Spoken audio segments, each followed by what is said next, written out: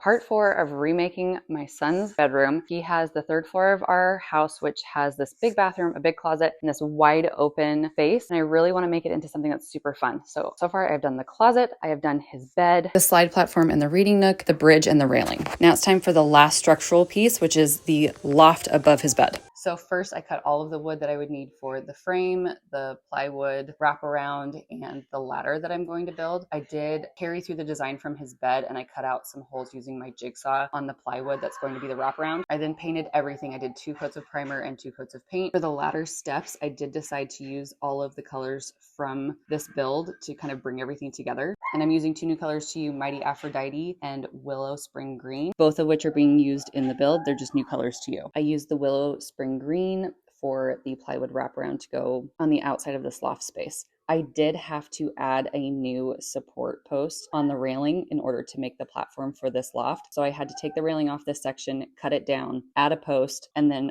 reattach the railing, which was not ideal, but I'm really glad I caught that before I started actually building this, because it would have been incredibly frustrating to start building and then realized that I needed to add a whole other 4x4 post. Once that post was in, I started building the frame. I used the 4x4 posts as anchors as well as the studs in the wall to create a frame that was stable and we could all stand on. I used plywood on the bottom and the top to cover everything up. I then needed to hang the plywood wraparound. So for this, I used my extendable ladder and then I used a clamp to clamp the plywood to the frame so I could then secure it with screws. And I will say I have very few fears and very few phobias. Ladders and heights are up there. They're at the top of the list because it scares me to death. And so that was not my favorite part of this entire project, but it's over and I'm glad. Then I started building the ladder so the kids could get from the second platform to this loft space. I used 2x4s for the whole thing. I'm going to make a separate video on this so I can go into more detail, but I cut the bottoms of the ladder at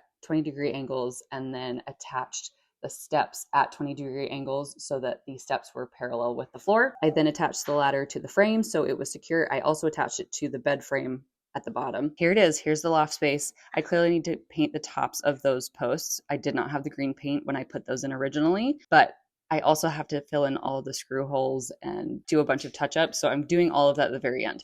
What do you think? Now all of the structural stuff for this side of the room is done, which means I get to get into the fun details and fun little things that I'm adding. I can't wait to show you what I'm doing next. Make sure to follow to see what I add.